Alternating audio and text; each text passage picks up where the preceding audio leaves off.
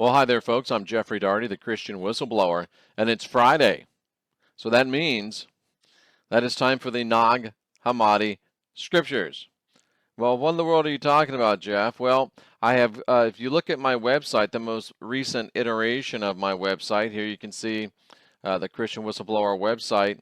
And if you look right over here, Get Deep, Unindoctrinate Yourself, Free Weekly Teachings, Monday, Apostle Paul, Antichrist, Tuesday, Diamond New Testament, Wednesday, Book of Revelation, Thursday, Yeshua Unscripted, and Friday, the Nag Hammadi Scriptures. Saturday, the Secret Teachings of All Ages. Sunday is a doubleheader with both ISIS Unveiled and NCK Live. And then we also have wild card broadcasts on various days and times. The 11th Hour Messenger Live, which is a radio show type setup, as well as the Christian Whistleblower, and the soon-to-come Paranormal Trip. So every week we will be updating all of these teachings at these particular times, so you always know where you can go. Now you can also see here we do have a sale. All of our ebooks are on sale for $2.50. You see them all right here, even the Diamond New Testament, even Apostle Paul, Antichrist, even Serpents and Doves, even Final Message of the Last Apostle, Mandela Effect and Antichrist, Confessions of an Exorcist. That's just one of the old covers, but that covers the paperback. Confessions of an Exorcist, $2.50. Curious Christmas Conundrums, UFO Christmas Story. Now this one you see, Eat the Pain. This is the brand new book. Eat the Pain, Spirit Cooking, the Eucharist, and the Communion. That one is $5 for the ebook, and it is ripped from today's headlines. I'm exposing the shocking connections between spirit cooking, the Eucharist, communion, and the dark world of ritual blood magic and pedophilia. So that one, $5. All the other books, though, just as we said, only $2.50 for all these great ebooks. So stock up on all these great ebooks by yours truly. This will go up after Christmas. That's why they're $2.50, because it's $2.5. So there you go. It's all set up for you. But what we really wanted you to know, and what we really wanted you to see there, was you do have now the new schedule of all of the teachings. And don't forget about Unindoctrinate Daily.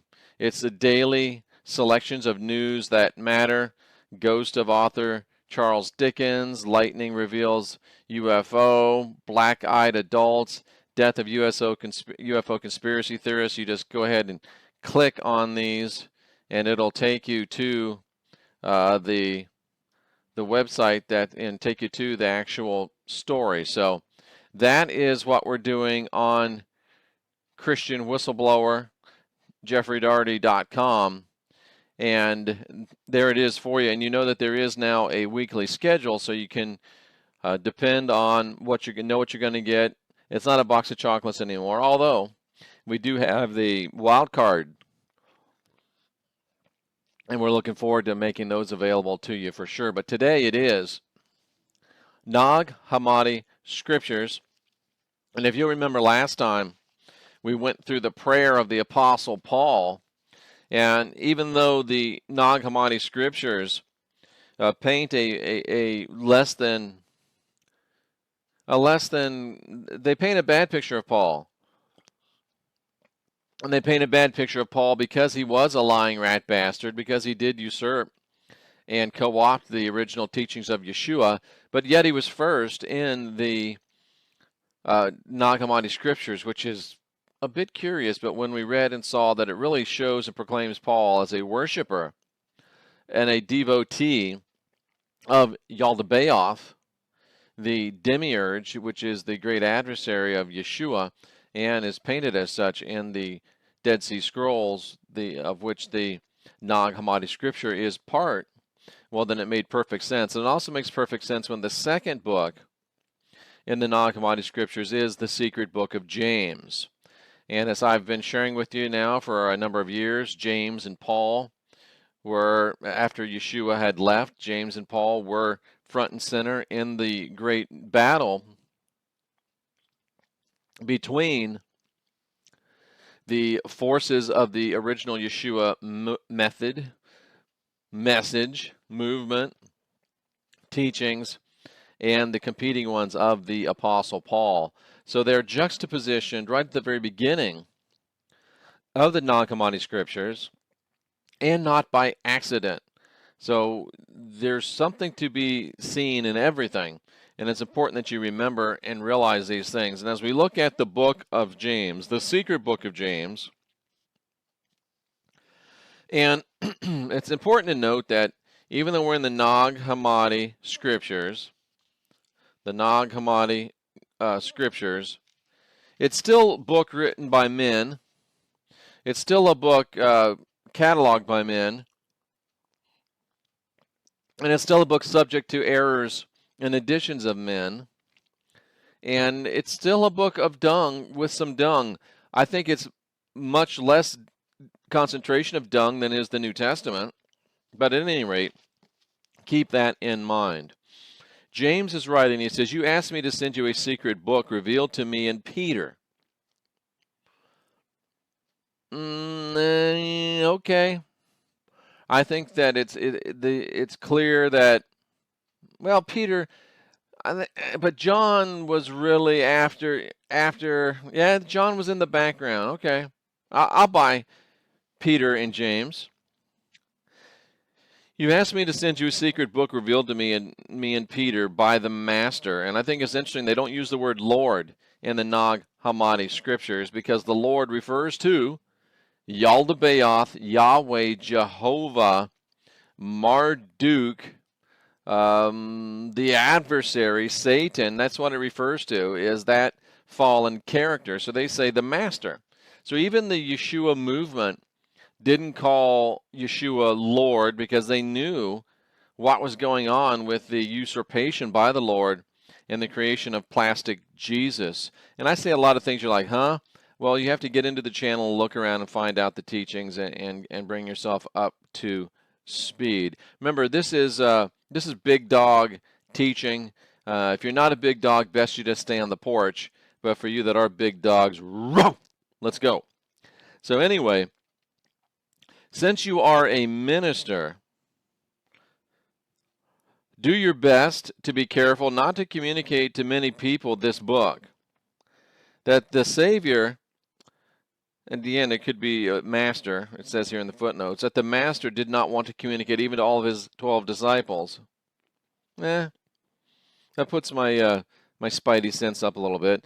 Nevertheless, blessed will be they who will be saved through the faith of this treatise. Blessed be, of course, is the saying and the greeting, the salutation of many people in the witchcraft world. And I think it just goes to show that there's a lot of these natural religions and natural teachings that were, if they weren't part of Yeshua's doctrine, they were certainly allowed in Yeshua's doctrine. They were certainly went along with Yeshua's doctrine. They weren't against it, as the New Testament and the Old Testament try to make witchcraft and natural religion into bad things. But of course, Yeshua did not. And then it says here, rather cryptically, 10 months I sent you another secret book that the Master revealed to me. We don't know what that other secret book was. It hasn't been discovered. I should do some study on that. What was the other secret book mentioned in the secret book of James? What do you say we make a note of that, folks? Let's make a note of that. What was other secret book in secret book of James? We'll do some study on that and report back to you. And if any of you have any ideas or thoughts or study on that, please make me aware of it. But as for this book, the one that we're looking at, I have not yet fully understood it. Interesting. This is a book that Yeshua gave to James, and James some time later, at least a year ago, because 10 months ago there was another book. And James has had this book for some amount of time. Does it say when he got this book? No, but he's had it for a couple years. Well, at least a year, we would think. 10 months, a year.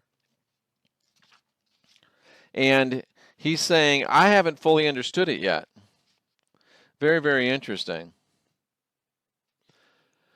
But it was revealed so that those who are yours should try to comprehend its meaning. This is how we could make it known. So, see, just like I just said, it's interesting. I didn't plan that. Just like I just said to you, hey, what is this secret book that James is talking about in the secret book of James, this other one? If you know what it is, let me know and I'll study it. And here James is saying, you know, I haven't totally figured out this book that we're talking about, but I'm going to study it, and if you figure something out, let me know. So we're doing the same things that the apostles of Yeshua did. And I think that's a very good example. We're not just saying, well, you just don't worry about that one. Just take it by faith. The Lord moves in mysterious ways. If he didn't tell us about it, we don't need to know about it. Don't go off on your own. Because that's what religion does. Big-time religion, Pauline religion, Roman Catholicism, Roman Protestantism. But as the 12 disciples were all sitting together, recalling what the Master had said to each of them, whether in a hidden or an open manner, we were organizing it in books. And I was writing in this book, James says, at that time. And then the Master appeared to us after he had left us. So, again, that shows something big. James didn't say that Yeshua appeared to them after he was crucified. James said that Yeshua appeared to them after he had left, and that's what happened. He left Jerusalem. He left Judea. He did not get crucified. He was not killed. He simply left. And Yeshua and James says we were all sitting around writing down what Yeshua had told us, and it seems like it was at least fairly soon after he had left them. And then he appeared, and it would seem to me from the context that he didn't appear physically. It wasn't like he had come back to Jerusalem, but he was appearing to them as an Elohim can, like the Elohim used to do in the cool of the evening. Even in the dark Garden of Eden, they would come and walk with man in the evening time, so they could manifest themselves into flesh. And you know, this is a great time to get serpents and doves in the Garden of the Gods for $2.50. It tells the story of what really happened in the Garden of Eden. But anyway, and they said to Yeshua, "Why did you leave us?" And Yeshua said, "Look, I have returned from the place which I have come. If you want to come with me." Yeshua was like, "Look, all I did was put into practice what I was trying to teach you fools," and, you know, in a jovial manner, as, you know, someone that's teaching their disciples would be. I'm back here in a way that I tried to show you fools how to do. And if you get that book, the Serpents and Doves in the Garden of the Gods, you'll see how we were created as really a spiritual being with the ability to manifest in physicality, and that the Lord Yaldabaoth tricked us into going into these mud hut bodies that he created, which are only copies of what looked like of what the physical manifested body of an Elohim looked like. And Yeshua was saying, "Look, bros, I was tried for 3 years to teach you guys how to do what I'm doing, and you know you have the tools, just do it." It's like he was saying, you don't like that I left? Well, come on. Manifest your Elohimness and come with me. It was almost like he was giving them a gentle taunt. Well, with that, that's the Nag Hammadi scriptures for this Friday, December the 16th. And remember, there will be some wild card broadcasts as well. So subscribe, like, share, move our videos up. And until next time, I'm Jeffrey Daugherty, the Christian Whistleblower, helping you to unindoctrinate yourself.